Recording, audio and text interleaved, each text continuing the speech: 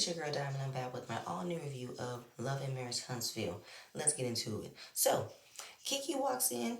She says hello. She sits down. She and Tisha have conversation. Kiki called Tisha last week and she didn't answer. She missed her call.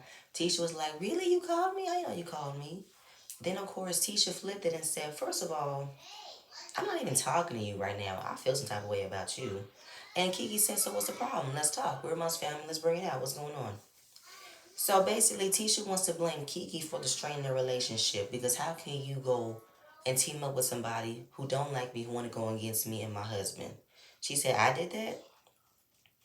Okay. I love Kiki's expression of this whole thing. She was pretty much like, "Girl, you know damn well that's not what happened, okay?" So from what the conversation was about, she wished that Kiki would have said, "Don't let that be a conversation about my cousin when she's not here to defend herself, and I am not going to engage in that as well." So you wanted me to not engage in a conversation about you when you told your husband my business that I confided in you. So they go back and forth with what was it? She said, "You know what it was. Don't even play with me." I want to know. I want to know. So now that that's the conversation, Tisha wants to now open up the floor to everybody to say Kiki has been holding on to something for the last 10 years now, and how she thinks that me and Marceau are not taking accountability for the part that we played in to discuss her personal business to Melly and Martell. Tisha, what math are you doing now? I feel like the math is all over the place. First you said it was 3, 4 years ago. Then you said it was 5 years ago. Now you say it was 10 years ago. Either way, this was something that you did to your cousin, and it's hurting her. Okay? So basically, I'm not about to play the game where you think that I'm finna go back and be against you. I'm not about to do that. That's not what I'm about. Because Tisha just feels betrayed that she went behind my back and discussed my business with somebody that didn't happen. But she didn't discuss any business of yours, Tisha. She didn't.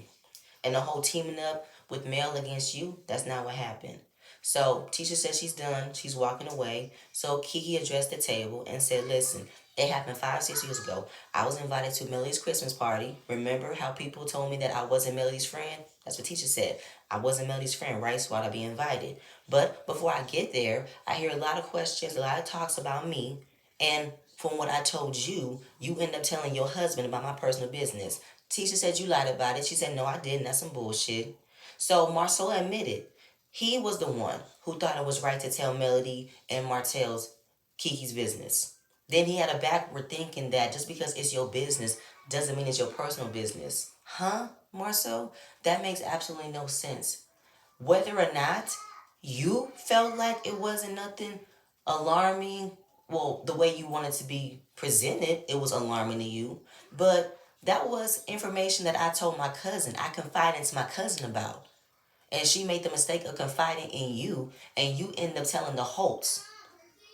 So a part of me is kind of like, that don't make no sense, Marcel.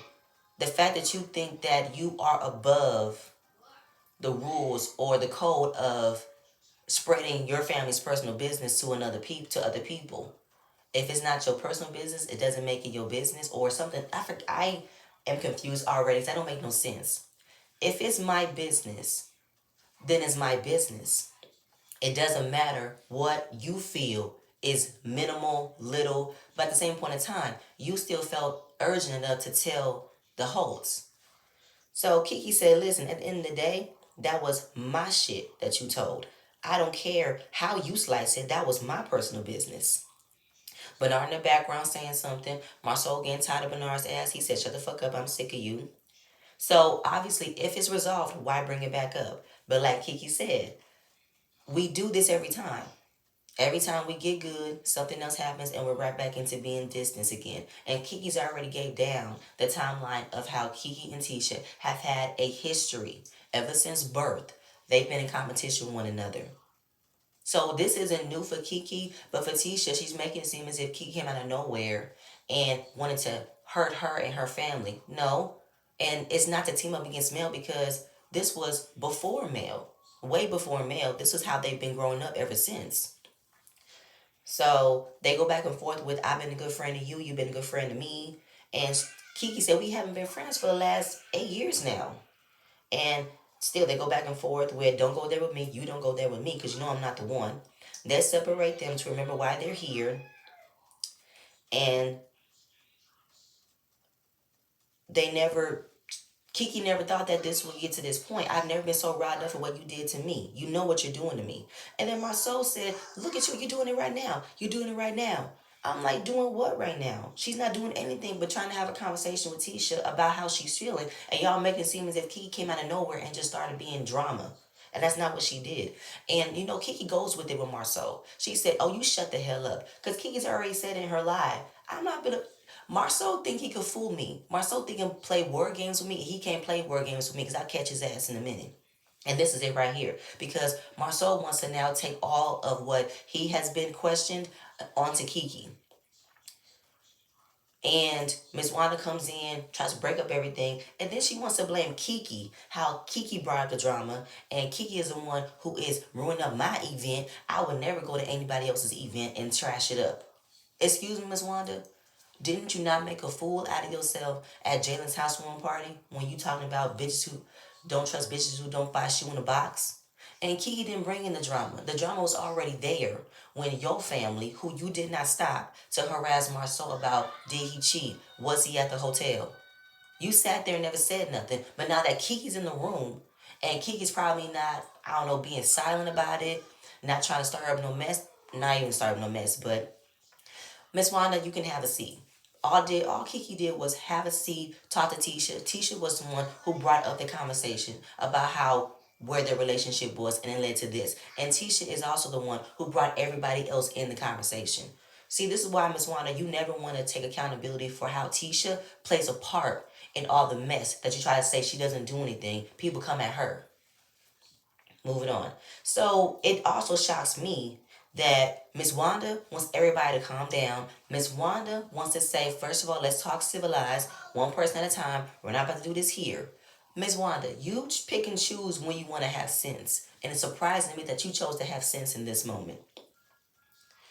So Kiki said, so if I told somebody one of the most personal things what I've been going through, Marcel cuts her off and said everybody knew it wasn't that personal. All of Huntsville knew. So it's back to my mind. What was it? Kiki said it wasn't no bed bugs. We're gonna find out what it is. And if it wasn't personal and all of Huntsville knew, then what was it? Was she a scammer? Did she have anything going on with her family, her marriage? But it's still funny to me that Marceau said everybody in Huntsville knew. Then how was it so far-fetched if everybody in Huntsville knew about Kiki's business, but it's not any close of being true that you might have cheated? Y'all said the same thing about Martell first season, how Huntsville is really small, people hear things, and you're saying all of Huntsville knew about Kiki stuff, but we can't put it into fruition that Marceau might have done things as well. Huntsville is not that small when it comes to you guys. That's what it's giving me in my mind. Y'all feel like it doesn't apply to y'all because it's doesn't make any sense. But if Huntsville knew Kiki's business, Huntsville knew Martell's business, Huntsville can't know Marceau's business. Okay. Um, and then Kiki said, first of all, I don't give a fuck what Huntsville think they knew. I knew what y'all asses knew and what the fuck I told y'all. So Kiki's sisters come in and say you causing more friction between them. So Tisha blames Kiki for it, how she's hanging out with the wrong people, talking about how me and her had a conversation about Marceau infidelity, and we never had that conversation. Kiki said, you a damn lie. You better think, bitch. You better think. So I told you Marceau cheated. No, I never said that. So they break it out. And then she said, okay, you want me to, I will bring it out if I have to. Okay, we'll bring it out then. Okay, okay. Where Marceau, everybody huddles around Kiki to tell her to stop talking.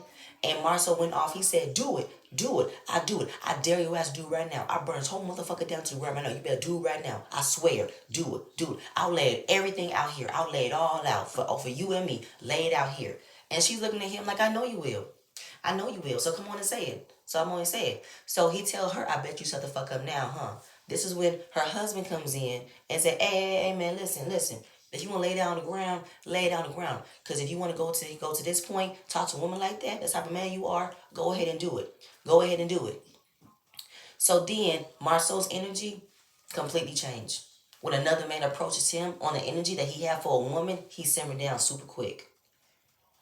I said, oh, word. Look at you, Marceau. You had all that energy for another woman. And it surprised me how the energy that he got, he showed his guilty. He was guilty in that moment for me. How you have so much smoke for another woman, but when another man approaches you in that same energy, you simmer straight down. And now you want to approach him and say, it did not have to go down like that. Y'all would put maliciously for somebody for this to happen. Kiki was used by a male. Then he's talking about if you're going to throw the rock and hide your hand better. For what? What does male have to do with this? Male has nothing to do with this, okay? And then Tisha said that Mel's friendship with Kiki is fake. She's using her. No, she's not, Tisha. Kiki, you've already given up the timeline how much she knew Mel before Mel knew you. She's not using her. Y'all want to blame Mel so much on this. And obviously, we still see Marceau calming things down, talking to Kiki's husband, how you know we've been there for you. You know we didn't have to go down like that. We don't need to come at each other like this. So Tisha goes back and forth how we've been there for you. You know what I've been through for the last 5 years. And for you to say, watch out for the hoes, they're going to destroy your marriage. You came at me and told me that. Kiki said, no, I didn't. That's not true. And then you team up with somebody who wants to destroy my marriage. I said, Tisha, can't nobody destroy your marriage unless you and your husband and your mom do it all at once. Mel does not have the power to destroy your marriage, okay? And of course, she's crying. Bernard came in, one happy that Marceau and her husband had a conversation. Marceau said, shut the fuck up, Bernard. You are annoying me as hell. Get away from me.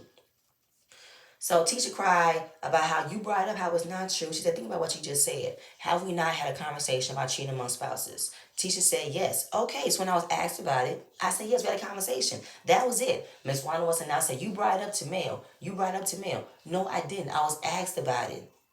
And we're going back to the flashback. She was asked.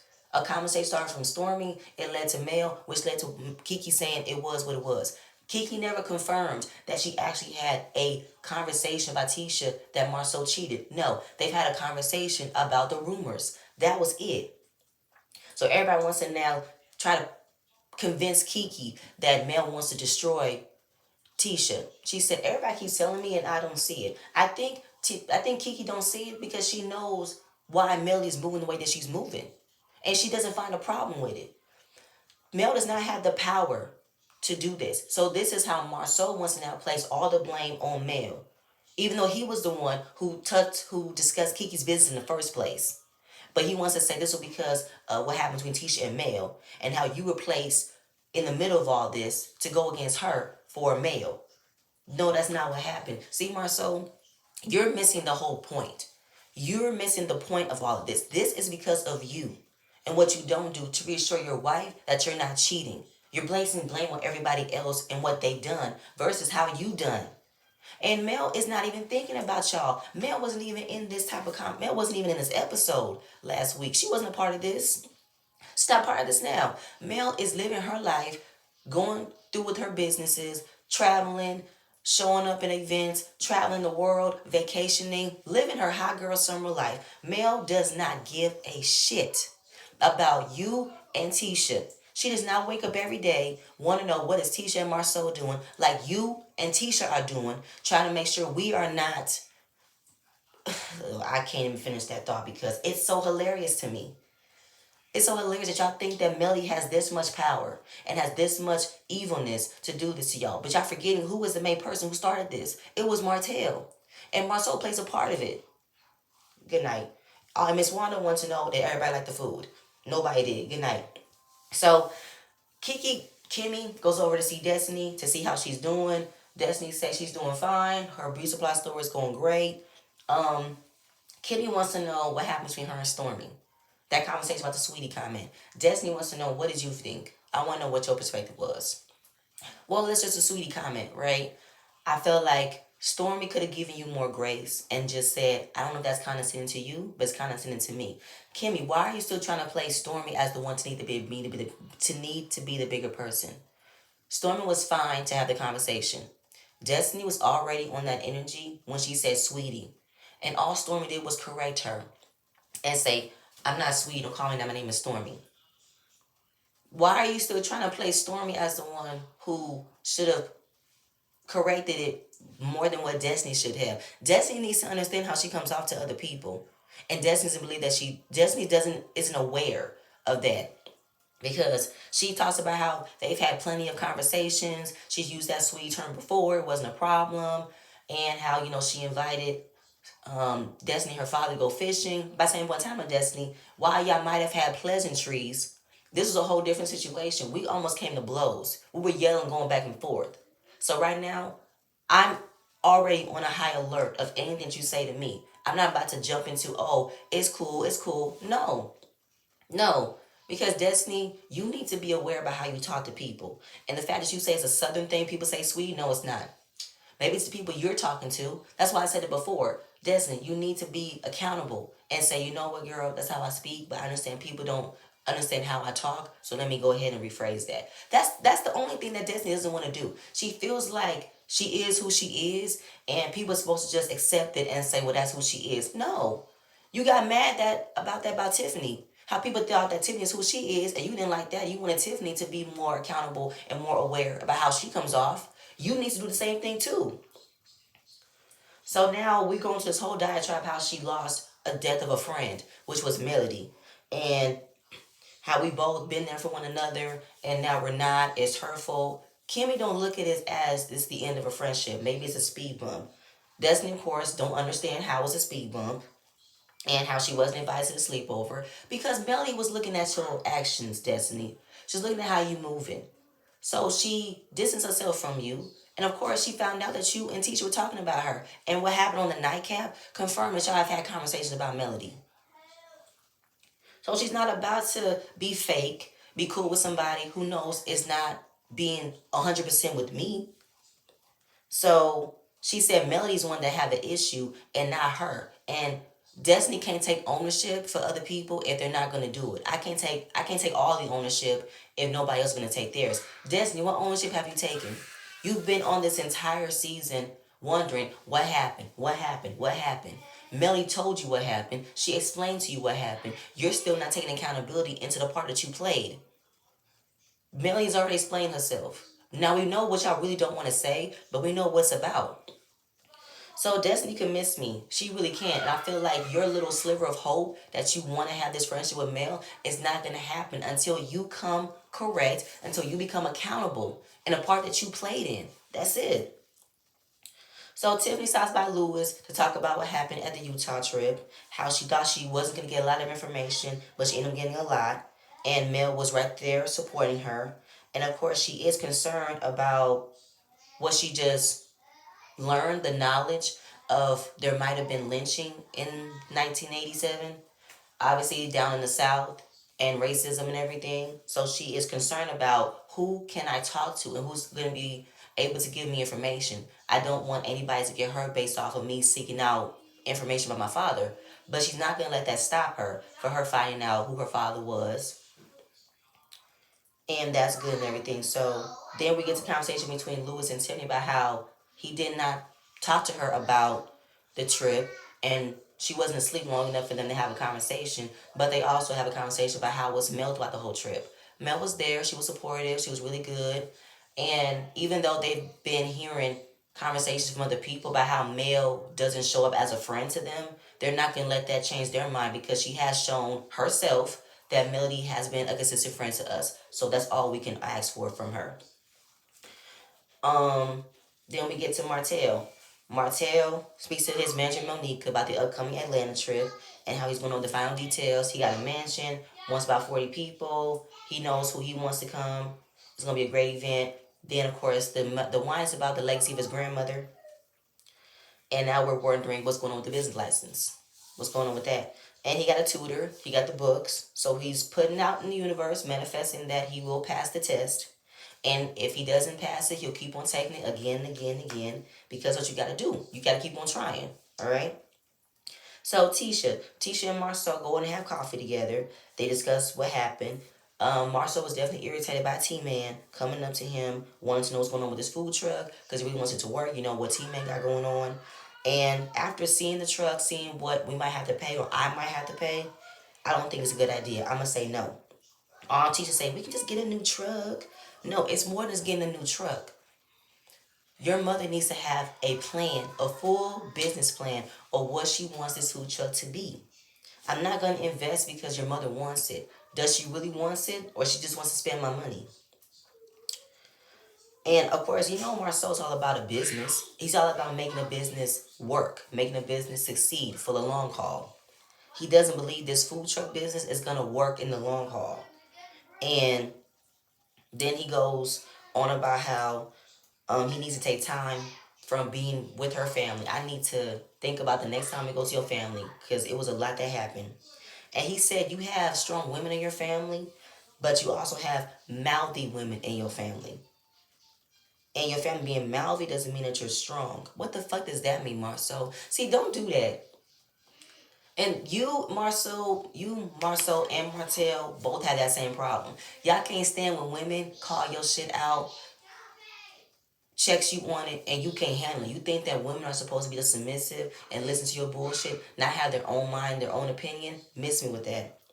Then he talked about the twins, Kiki's sisters, had sense, but Kiki didn't come in with sense. She was twisting everything, and from how the way it was put, how we told her business when it wasn't wrong of us to tell her business because we were going over somebody else's house and we had to warn them about who they're inviting. It would be a different conversation if I invited somebody to my house, they don't warn me, and something happened. I place them to be accountable. It still doesn't make any sense to me how y'all felt it was so urgent of you telling Melody and Martell Kiki's business. It still don't make no sense to me. We still know what it was. We're gonna find out. I'm just tired of waiting for it. But it still doesn't make any sense how you still felt like it was up to you to tell them. Kiki told Tisha in confidence. Tisha told you. You thought, let's go tell them. For what? Like, I hear you when it came down to warning people who you are hanging around. Watch out for your friend, watch out for them. I think they're a little bit sketch. But to me, Marceau, I think he just ruined an opportunity for somebody else to come in and be a success. I feel like he had an agenda. Just like how Tisha's going to follow what he's going to do, that's what's going to happen. Because that was supposed to be your family, though, Tisha. Like how you want to place Kiki as she did something against you. You did something against her by talking to your husband about her business. So he said, what you're doing affects other people, and people we can know could be affected directly. I don't see how it could have affected Martell and Melody because Melody is still friends with Kiki. From what you told them, it didn't change Melody's mind to not be friends with her. It didn't change her to still not invite her to places. It didn't change her mind. So whatever you told her probably wasn't as bad as you try to make it out to be.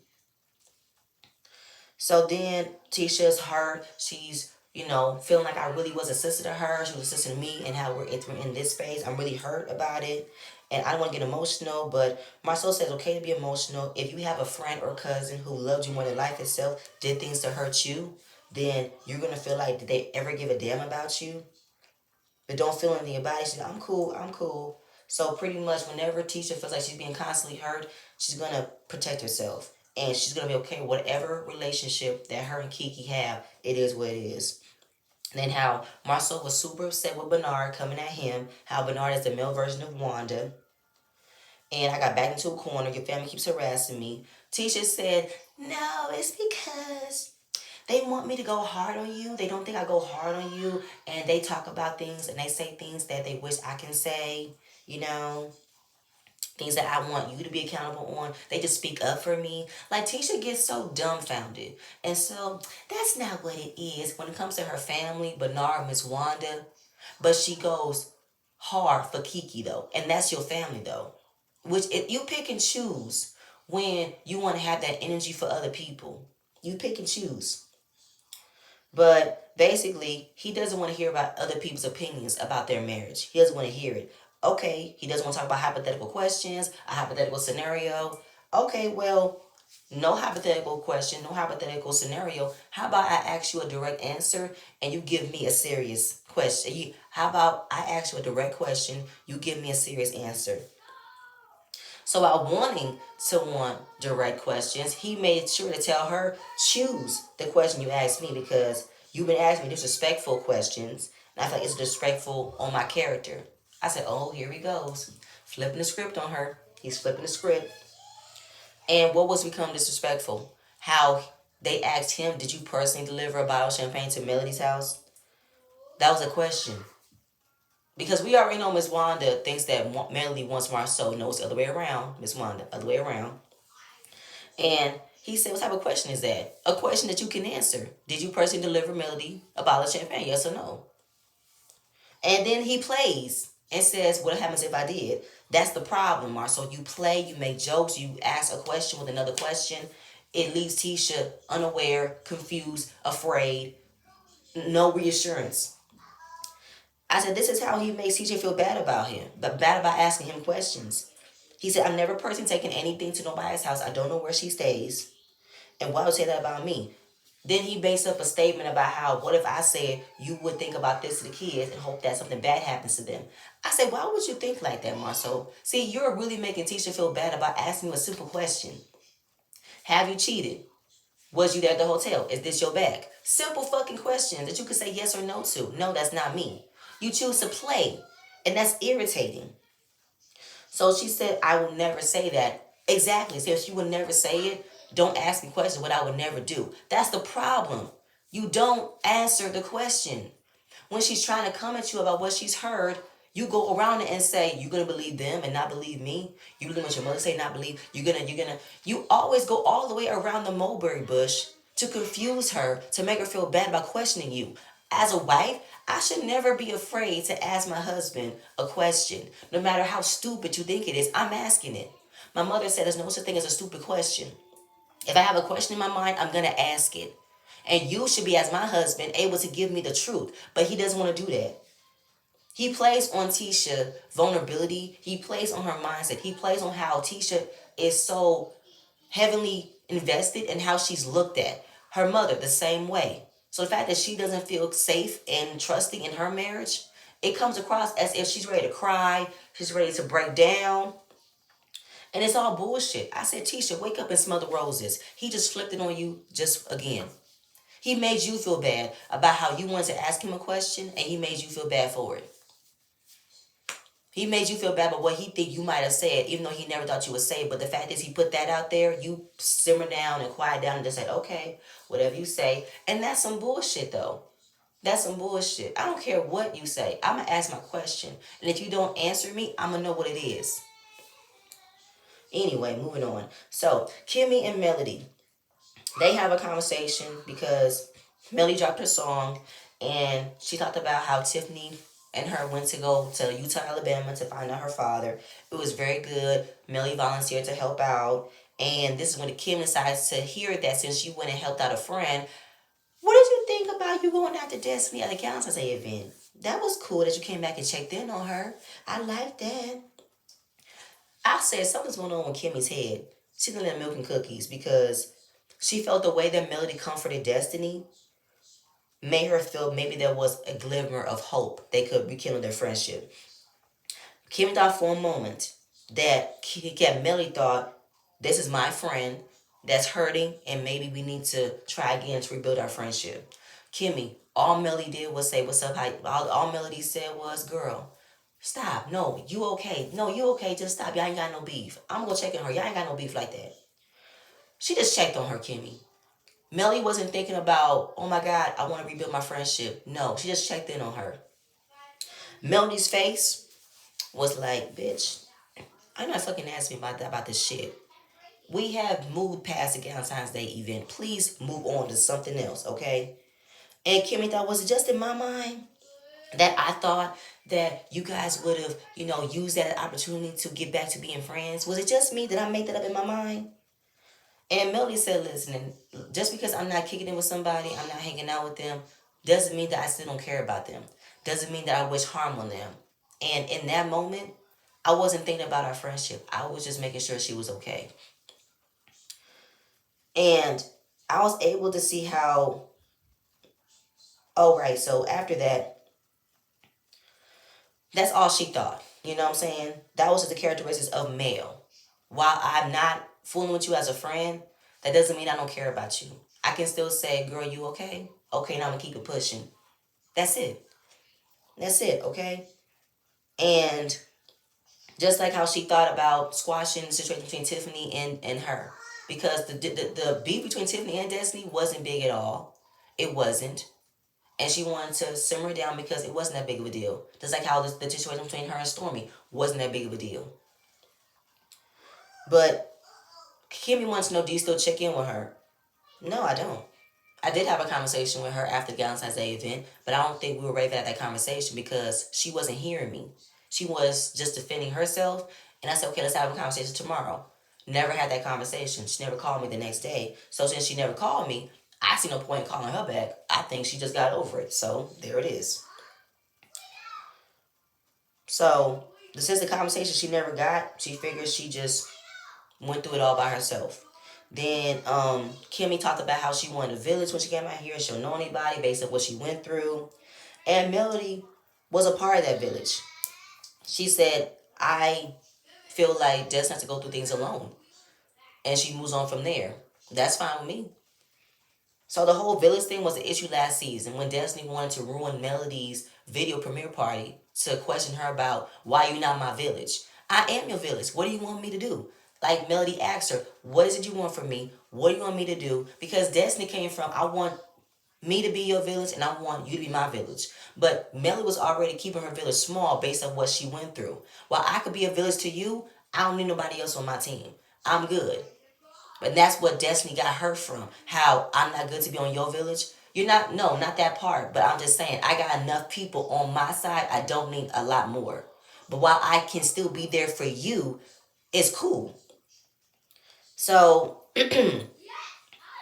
like I said, at the same point in time, I just feel like Destiny is expecting a lot from somebody that she doesn't give to that person. When she didn't find out that Destiny got divorced, she never told her about it. While she knew everything, didn't know she signed. Because Destiny feels like she has to go through things on her own. And I'm not about to walk on eggshells to wonder how you've been doing. If you're going to say you're fine, and you're not fine. But I'm not going to push you. So, Melly is just looking at it for what it is, okay? While I was part of her village, she didn't allow me to be there the way she wanted me to, and now that I'm moving on from it, she got a problem with it. So I feel like people deal with things differently, and Mel and Destiny deal with things differently, and that it is what it is. And I don't know what's going on with her because I haven't spoken to her. Like Kimmy, leave it alone. From that point on, Mel and Destiny are not going to be friends. I said at the beginning, the way that the nightcap thing happening, there is no way in hell this friendship can be salvaged. Leave it alone. Stop being a peacemaker. Stop trying to aloof from everybody else to go about your business. If you are going around and want to know, how did we get here? How did we get here? Move on from it, Kimmy. Move on from it, okay? So we ended with the guys going out to Atlanta. It's the Atlanta trip. Everybody got the green light to go. I believe that Lewis is the only husband that Tiffany trusts to go on this trip. And she sent him a text saying, I love you, I miss you, have fun. Marceau said Tisha told him have a good time, live your life. That's a lie. Maurice was like, enjoy your trip. I'm enjoying my staycation. The brothers go back and forth with, I hope you're behaving well on this trip, and I hope your fun doesn't involve infidelity or adultery, something like that. But that still wasn't funny to joke about. So they pretty much giving out, ground rules. No pillow talk, Lewis. What happens in Atlanta stays in Atlanta. And that's it. And I think they're going to have a good time in Atlanta, a real good time.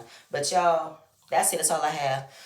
Well, we did not get the bomb of what happened, but I think we kind of got a scenario of what took place, though. But that's it, you guys. All I have. Please stay tuned for the next video, and I'm going to see you guys later. Bye.